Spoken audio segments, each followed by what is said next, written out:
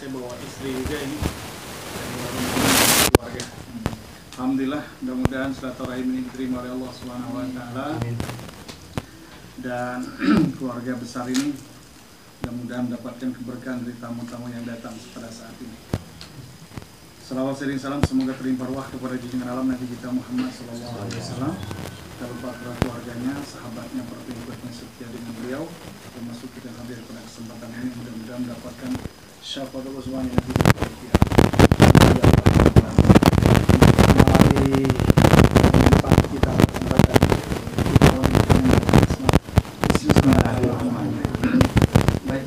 Alhamdulillah saya bisa bersilaturahim, bermuajahah, bertatap muka, beradu pandang dengan keluarga besar Musa yang selama ini mungkin lihatnya cuma di TV. Dulu giginya ompong,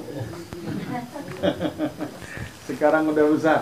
Ya alhamdulillah, udah kelas 1 SMP, kelas 7 ya. Jadi perlu diketahui, beliau ini gurunya adalah bapaknya.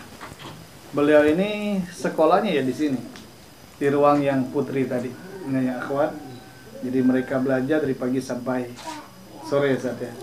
Jadi alhamdulillah, nah inilah mudah-mudahan kunjungan kami ini mendapatkan keberkahan dari keluarga ini. Berharap besar, mudah-mudahan kiranya Allah bisa juga memberikan keturunan kami jadikan ahli Al-Quran, bisa menghafal Quran, bisa hafal Quran, dan mudah-mudahan diberikan pemahamannya dalam tentang rahasia-rahasia Al-Quranul Karim, baik dari segi huruf, kalimah, dan lafaz, juga ayat per ayat, juga surah. Mudah-mudahan bukan hanya sekedar di dunia ini, tapi mudah-mudahan syafi'an yaumil qiyamah, jadikan syafaat bagi kami nanti di yaumil qiyamah. Itulah harapan besar kami Ustaz. Dan mungkin dari teman-teman ini, dari para santri ada pertanyaan nanti ke Ustaz, dan mohon keikhlasan Ustaz berikan wajangan bagi kami sebagai pengasuh, sebagai pendidik, pembina di sebuah pondok pesantren di daerah Bangka Tengah, tepatnya Desa Sarangmandi, Kecamatan Sungai Selan, Kabupaten Bangka Tengah. Kami berharap pulang kami dari sini ada oleh-oleh Ustaz, ya, terutama buat kami pribadi, buat guru-guru, juga buat para santri.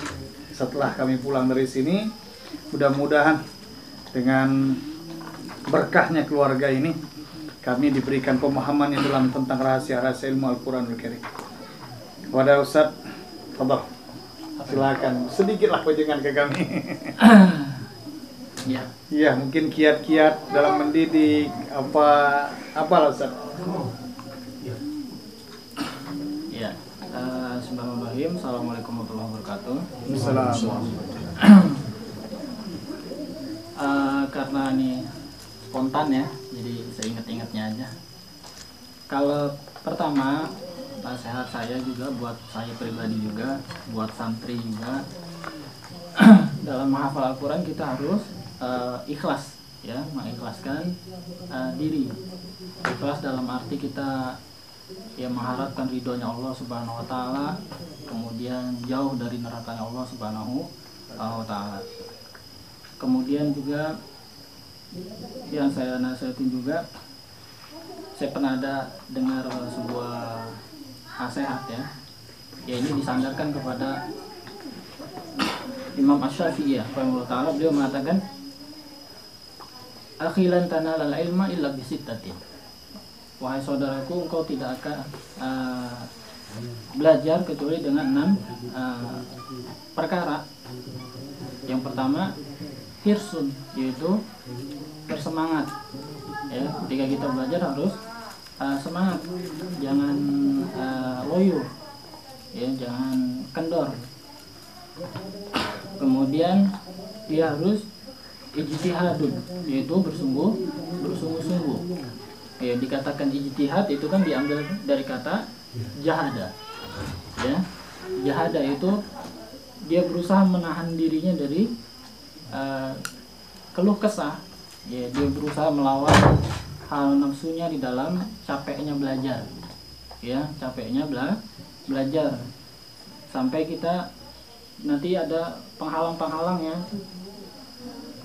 yang bikin kita malas ya, tapi ini kita harus belajar, harus kita lawan Misalnya ya mungkin keseharian kita dalam makan, minum, atau mungkin kita menghadapi guru-guru kita, ya kan, nanti kata ulama itu nanti ada guru yang sebagiannya itu jafa, yaitu kolot, kasar dan seterusnya, ya, atau mungkin kurang, namanya manusia kan kita juga gitu ya. Maka kita sebagai santri bersabar di dalam belajar. Kan nasihatnya Ibnu Abbas ya, radhiyallahu anhu, barang siapa yang tidak sabar terhadap jafa ini, maka dia akan susahnya belajar, maka dia akan terus terbenam dalam kegelapan kebodohan. Ya, kegelapan kebodohan. Dia bersabar ketika belajar. Kemudian yang ketiga kata Al-Imam Syafi'i yaitu zakat. Itu seseorang yang belajar harus cerdik. Bagaimana dia mengatur waktunya, bagaimana dia supaya dia menyerap pelajarannya. Ya, secara menyerap pelajarannya. Ada sebagian ulama tuh kalau dia menghafal, ya dia menghafal misalnya satu ayat, maka dia akan tulis setengahnya aja. Ya, kita kan menerima ilmu itu dengan penglihatan, ya, dengan membaca, ya, kemudian dengan pendengaran, ya. Nah, maka ketika kita sebagian ulama seperti Imam Ahmad, dia menghafalnya seperti itu. Dia tulis sebagian, ya, sebagian ayat, sebagiannya jangan ditulis. Gitu, sebagiannya jangan ditulis. Ya, seperti itu. Tulis sedikit, nah sebagian lagi jangan ditulis. Nah, itu juga dapat membantu dalam hafalan kita. Ya, harus daka, harus cerdik. Di antaranya juga nanti kita akan dapat kendala tuh kita sering lupa ayat-ayat yang sama. Bagaimana caranya? Ini suka juga saya terapin, juga kita tulis. Apa yang sering kita lupa, ya, alamun, ta'alamun, kan bedainnya susah gitu kan ya. Nah, bagaimana kita cara ngebedainnya? Kita tulis di kertas, ya. Kalau bisa kita tempel seperti itu di dinding gitu, ya, di dinding, atau kita punya mading gitu, kita tempel situ. Apa yang sering kita lupa? Ya, ayat-ayat yang samar seperti itu. Nah, kita buat catatan, ya, kita buat catatan. Di antara juga itu zakat, yaitu kita harus cari teman setoran, ya, teman setoran. Kan itu diambil pelajaran dari kisahnya Rasulullah SAW dengan malaikat Jibril. Bagaimana Rasulullah itu setor hafalan. Di antaranya faedahnya kata para ulama itu kalau kita salah ada yang nyimak. Beda kalau kita hafalan sendirian. Ya, hafalan sendirian. Yang pertama malas, kemudian kedua kalau kita salah nggak ada yang koreksi. Ya, kita harus zakat. Ya, kita harus zakat. Kemudian juga yang keempat harus adanya bulghoh. Ya, bulghoh itu bekal. Ya, ini bekal selalu berjalan ya. Bekal itu uang, ya kan, buku tulis dan seterusnya itu harus ada. Ini di mana saat di pondoknya? Ya. Ditarik gitu ya per bulan. Ya. Nah, itu harus berjalan. Ya, harus berjalan. Makanya di dalam ayat-ayat Allah selalu membarengi kata-kata jihad dengan bi amwalikum wa anfusikum, dengan harta dan jiwa. Jihad itu enggak melulu harus pakai badan aja, tapi harus pakai harta. Ya, harus pakai harta. Kemudian wa irsyadu ustadin, yang kelima. Ya, wa irsyadu ustadin, harus ada bimbingan seorang guru, seorang ustad. Ya, seorang muallim yang mengajarkan dia di dalam belajar. Ya. Ini penting seorang guru ya, karena mungkin kita punya kemampuan membaca, ya, tapi nanti sering salah. Berbeda kita duduk sebentar dengan seorang guru dengan duduk di depan kitab. Kalau kita mengambil faedah dalam sebuah kitab itu akan lama kita dapat faedahnya. Tapi kalau duduk sebentar dengan seorang guru, waktu lama itu kita bisa ringkas ya, dalam beberapa menit saja kita udah dapat faedah. Ya, beberapa dapat faedah. Ya, itu harus ada irsyad ustadzin. Kemudian yang terakhir, yang keenam, harus tulu zamanin. Ya, tulu zamanin. Itu waktunya panjang. Ya, waktunya panjang. Ya, jadi kita baru menghafal sebentar, kita bilang lupa. Kok lupa lagi. Baru sebentar. Ya. Musa sendiri ya, sama saya itu Masya Allah dari pagi itu, dari ba'da subuh, khusus Al-Quran dulu. Sekarang udah banyak selain Al-Quran banyak yang dihafal. Dulu sebelum lainnya masih Al-Quran, saya ingat tuh sebelum subuh sampai sore, ya sebelum subuh sampai sore capek, ya capek, penat ya gitu, pusing kepala mungkin, ya. Tapi memang nanti kita akan petik hasilnya, ya penting. Dulu zaman ini ingat ya, kita harus waktunya panjang, ya waktunya harus panjang. Nah, kemudian juga itu nasihat pertama dari Asy-Syafi'i rahimahullah taala. Yang kedua juga dari Al-Imam Asy-Syafi'i. Ya, beliau kita tahu memiliki hafalan yang kuat. Pernah suatu kali hafalannya goncang. Ya, hafalannya goncang, goyang. Kemudian kata beliau mengeluhkan kepada gurunya Al-Imam Waqi'. Kata beliau, syakautu ila Waqi'. Saya pernah mengadukan kepada guruku, ya, ansu'i hifdi. Tiba-tiba hafalan saya buruk. Ya, ansu'i hifdi. Kemudian kata guru saya Al-Imam Waqi', kata beliau apa? Fa'arsyadani ila tarkil ma'asi.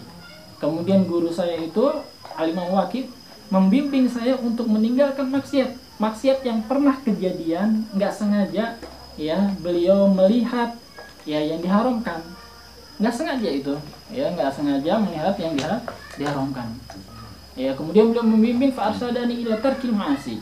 Kemudian kata beliau, kenapa? I'lam bi anna ilma nurun, karena ilmu itu adalah cahaya yang diberikan oleh Allah Subhanahu wa taala. Wa nurullahi la yu'tahu asin.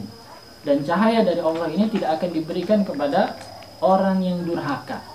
Ya, orang yang durhaka. Mungkin semua kita udah usaha, kita udah belajar, kita udah waktunya panjang, kita udah gurunya, ya, kita udah datangkan gurunya, apalagi nggak ada yang kurang. Ya, ternyata apa? Maksiat. Ya, maksiat kan kata Allah apa? Wattaqullaha wa yu'allimukumullah. Bertakwalah kepada Allah, Allah akan berikan ilmu. Ya, Allah akan berikan ilmu. Saya pernah baca sebuah buku ya. Ya, betul makanan itu memberikan faedah ya di dalam kita belajar dan seterusnya. Tapi faedah yang sebenarnya di dalam menghafal itu adalah ketakwaan. Kenapa? Kalau seandainya makanan itu, madu itu, ya, air zam-zam itu kan kata Rasulullah, ma'u zam-zam lima syuribalahu. Ya, air zam-zam itu tergantung niat apa kita untuk apa kita minum air zam-zam itu. Nah, kalau seandainya makanan ini sebenar-benar hakikat dia memberikan faedah menghafalkan ilmu, niscaya apa? Para raja itu hafiz semuanya. Kenapa? Apa yang nggak dipunya oleh para raja? Apa yang nggak dimiliki oleh raja? Raja minum madu, raja minum air zam-zam, raja memiliki kue, daging dan seterusnya. Tapi mereka tidak ada yang menghafal Al-Quran. Kenapa? Karena ini murni pemberian dari Allah Subhanahu wa taala. Ya, merupakan apa? Pemberian murni dari Allah Subhanahu wa taala. Maka kita harus ya mendekatkan diri kepada Allah Subhanahu wa taala, apalagi yang bujang-bujang nih. Ya kan, masa puber nanti ya kan godaan ada aja gitu kan. Macam-macam ya, yang bujang-bujang, yang gadis-gadis gitu kan. Dikurangi handphonenya, ya kan? Dikurangi mainnya, ya. Dikurangi senda guraunya dan seterusnya, ya, untuk belajar. Ya, mungkin itu dua nasihat dari saya. Ya, syukur Ustaz. Mungkin ada pertanyaan dari para santri, mungkin ada dan guru. Silakan. Ya. Assalamualaikum warahmatullahi wabarakatuh. Waalaikumsalam. Ustaz izin nanya Ustaz. Pepatah mengatakan anak itu karakternya itu nggak akan jauh daripada ayahnya. Saya rasa tanggung jawab seorang ayah itu sangat besar, baik di dunia maupun di akhirat. Dan bagaimana perjuangan Ustadz atau tips Ustadz sendiri dalam mendidik anak biar anaknya itu benar-benar seperti kakak Musa ini ya, yang sudah hafal Al-Quran itu dari awal. Mungkin saya rasa banyak sekali cobaan, dan itu caranya itu biar kita tetap sabar dan istiqomah dalam mendidik anak. Itu mungkin tips-tipsnya itu buat kita semua itu seperti apa Ustaz? Ya, jadi betul dia sesuai orang tuanya. Ada istilah buah itu jatuh tidak jauh dari batangnya. Ya, nanti mungkin ada yang bertanya, bagaimana dengan Abu Lahab? Bagaimana dengan Abu Jahal? Maka kita katakan, atau para ulama mengatakan, itu sesuatu yang jarang. Hukum asalnya adalah, ya, seorang itu akan baik sesuai dengan batangnya, dengan pohonnya. Kalau pohonnya baik, maka buahnya juga baik. Ya, ada dalam kaidah itu apa? An-nadir kal adam. Sesuatu yang jarang itu seperti nggak dianggap. Tadi ya, yang jarang itu tadi Abu Lahab, Abu Jahal, ya, itu sesuatu yang jarang. Maka kaidah patennya adalah buah itu kalau jatuh tidak jauh dari batangnya. Nah, ini kembali kepada kedua orang tuanya.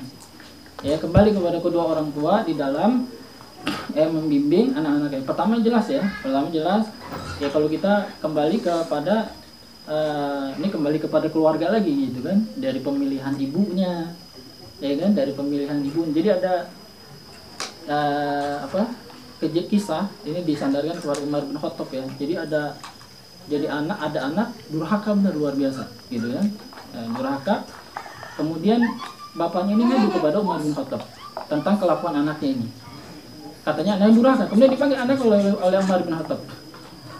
Engkau telah durhaka kepada orang tuamu, kata bapaknya, ya kan, kata bapaknya. Dan engkau wajib berbakti kepada orang tuamu. Anaknya bertanya, betul itu kewajiban bapak, kewajiban saya kepada bapak, gitu. Tapi tolong jelasin kepada saya tentang kewajiban bapak kepada saya. Kewajiban bapak kepada saya. Kemudian dijelaskan oleh Umar bin Khattab, ya, haknya anak yang wajib ditunaikan bapak yaitu ada tiga. Ya, ada tiga. Yang pertama adalah apa? Mencarikan ibu yang soleha. Kalau ibu yang soleha, kalau kita sebut soleha berarti maksudnya bukan ulama, bukan gitu. Pokoknya dia ada keinginan baik, ya, dia belajar agama, semangat agama dan seterusnya. Karena ibu yang soleha pasti akan mengaji. Dia akan membaca Al-Quran. Beda kalau ibu yang biasa dangdutan, biasanya pasti dia akan mengajarkan anaknya dangdutan. Itu udah suatu yang lumrah, udah suatu yang kita bisa lihat di masyarakat. Ya, kalau ibu yang biasa baca Al-Quran, dia akan mengajarkan anaknya Al-Quran. Kalau dia ibu yang biasa nonton film Korea, anaknya pun akan diajarkan film Korea. Ya, akan diajarkan film Korea. Ibu yang soleh. Jadi pemilihan ibu yang soleha. Kemudian yang kedua yaitu memilihkan nama yang bagus. Ya, nama yang bagus, nama yang sesuai syariat ya. Kemudian yang ketiga yaitu mengajarkan Al-Quran. Nah, sekarang kita lihat bahwasanya banyak orang tua ingin anaknya soleh, tapi nggak pernah baca Al-Quran. Orang tuanya, ya, nggak pernah baca Al-Quran. Makanya benar kata para ulama, sebab kedurhakaan anak pertama kalinya sebabnya adalah apa? Adalah kedurhakaan orang tuanya kepada anaknya. Ya, sebab anak itu durhaka adalah sebab yang paling utama adalah kedurhakaan si bapaknya kepada anaknya. Ini dijelasin oleh Al-Imam Ibnu Qayyim. Ya rahmatullah. Sebabnya anak itu rusak kebanyakan yang umumnya, ya, nanti ada perkara-perkara dari luar memang, tapi yang utamanya adalah bapaknya. Karena biar bagaimanapun perkara dari luar itu nanti yang menyaring bapaknya di rumah. Kalau bapaknya nggak membentengi anaknya dari rumah, gitu, menjelaskan tentang bahayanya di luar, nanti akan menghadapi ini dan itu dan seterusnya, ya, akan rusak anaknya. Ya, akan rusak anaknya. Maka ini peran bapaknya. Berapa banyak anaknya pesantren, anaknya pondok tahfiz. Begitu dia di pondok tahfiz, dia rajin sholat, dia rajin menghafal Al-Quran. Begitu pulang di rumahnya, nggak pernah membaca Al-Quran, nggak pernah sholat subuh dibiarin aja, nggak dibangunin. Ya, nggak dibangun. Nah, khusus Musa, gitu, anak-anak saya, namanya anak-anak gitu kan, ngantuk dan sebagainya, tapi saya bangunin. Ya, saya bangunin, tetap dia harus berjalan. Kayaknya keras gitu, kalau kata orang-orang keras. Tapi sekarang mereka itulah yang minta ingin ke masjid. Mereka semangat karena dibiasain. Kalau saya sakit, ya, saya kan ke masjid saya jauh, jadi saya naik motor tuh. Kalau saya sakit gitu, saya bilang, abah sholat di rumah dulu, abah sakit. Mereka jalan sendiri ke masjid. Di tengah hari panas yang nggak ada yang memaksa mereka. Ya, nggak ada yang memaksa mereka. Jadi dimulai dari kitanya. Saya nggak mengatakan kita sebagai orang tua harus hafal Al-Quran dulu 30 juz. Ya memang idealnya seperti itu, ya idealnya seperti itu, dan kita berusaha, kita sebagai orang tua memang seperti itu. Ya. Kalau Musa sendiri cara menghafalnya gimana? Biar bab lagi. Susah cerita kalau anak-anak. Iya. Tapi begitu dia, pokoknya sedikit gitu. Awalnya sedikit, nanti kan akal anak itu berkembang. Gitu. Anak itu agak berkembang, apalagi nanti yang paham akal anak itu berkembang, ustadznya, sayanya sebagai orang tuanya. Anak ini mampu banyak, kita tambah bobotnya, gitu kan. Kalau anak ini sedikit aja dulu, gitu. Kan pokoknya kaidah asalnya sedikit tapi rutin, kayak istiqomah, gitu. Nanti dia mampu banyak. Musa terakhir 2,5 lembar satu hari, 5 muka halaman. Oh. Al-Quran yang Madinah. Iya. 5 muka halaman satu hari itu. Satu hari. Terakhir. Tapi awal-awalnya sedikit juga. Nah kita kan begitu kita ngelihat dia mampu gitu, baru kita tambah. Kalau Lukman 1 halaman kayak nggak nyampe malah. Nah, 3/4 ya, gitu nggak nyampe 1 halaman. Tadi berbeda akalnya gitu kan, kemampuannya kan kita bedain. Tapi bisa ingat tuh gimana? Bisa ingat kuat? Apa? Murojaah atau gimana? Murojaah pasti ya. Musa itu Lingkungan maksudnya. lingkungan. Kemudian enggak murojaah juga Musa dulu sehari selesai 30 juz, 5 juz per hari. Sehari. Bahkan pernah 1 hari saya 8 juz. Kalau sekarang adiknya 2 juz. Selama 1 tahun memungkinkannya.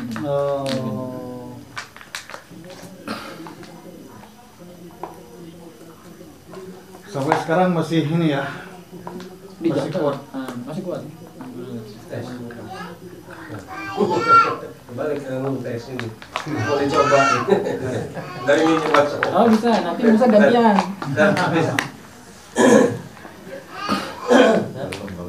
Belum. Baru ini Ustaz. Pondoannya Ustaz. Terus sekarang ngapal hadis?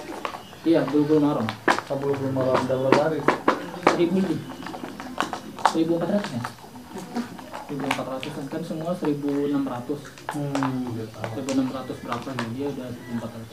Tapi Arba'in Nawawiyah udah hafal, terus nanti ada Umdatul Ahkam di Bukhari, kumpulan Bukhari Muslim, hafal juga. Sudah hafal? Hafal juga.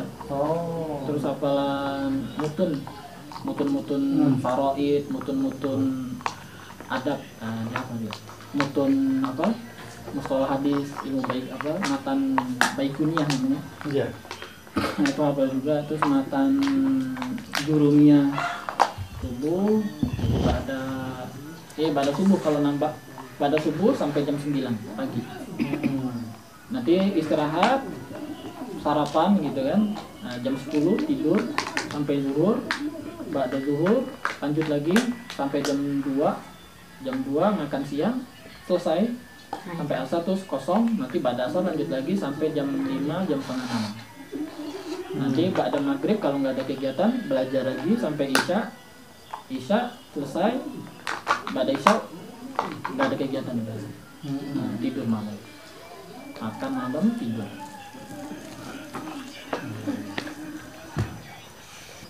Hafal Quran juga ada kan gitu kan. Ada sama di hati saya seperti itu juga. Tapi dijalanin aja, diikhlasin, niatin gitu kan. Terus mengharapkan pahala di sisi Allah gitu. Terus aja nanti akan lewat seperti itu. Dinikmatin, jangan kita mikir susahnya. Gitu, dinikmatin terus. Memang susah dia, tapi terus aja dijalanin. Nanti akan lewat, selesai itu. Satu mushaf itu akan selesai. Enggak lama, paling 2 tahun selesai. Kalau udah gede seperti ini. Iya. Mudah-mudahan.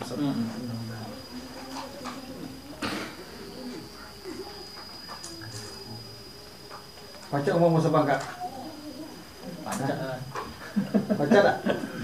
Baca.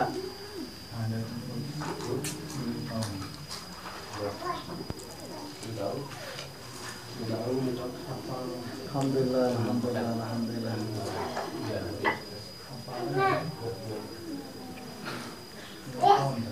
Rehan mau nanya? Ya. Ini ada santri 20 orang. Santri 20 orang gitu. 30 orang untuk tahfiz.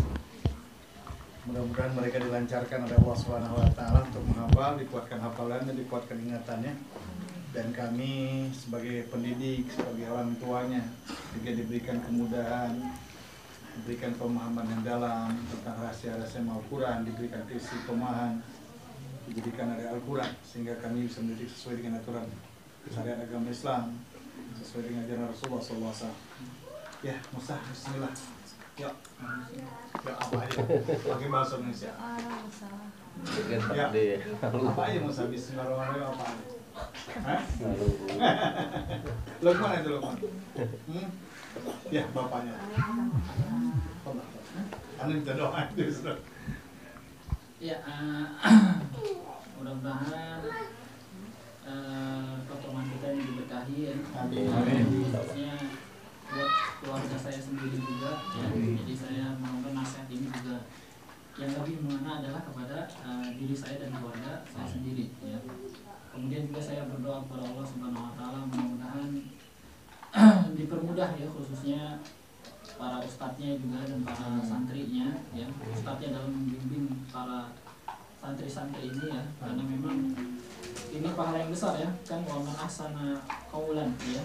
Tidak ada perkataan yang lebih baik daripada perkataan yang menyuruh kepada Allah dan Rasulnya, termasuk Al-Quran ya. Jadi dakwah ini adalah sebesar-besar ya amalan di sisi Allah Subhanahu wa taala ya. Kan kata dalam sebuah hadis tuh la hasada illa fisnatain ya. Tidak ada hasad yaitu gitu ya maksudnya, kecuali dalam dua perkara di antaranya itu orang yang membaca Al-Quran ya, orang yang membaca Al-Quran. Kalau kita mau hasad, dengki ya, maka hasadlah kepada antum semua para santri ya. Buat apa kita hasad kepada ahli dunia ya?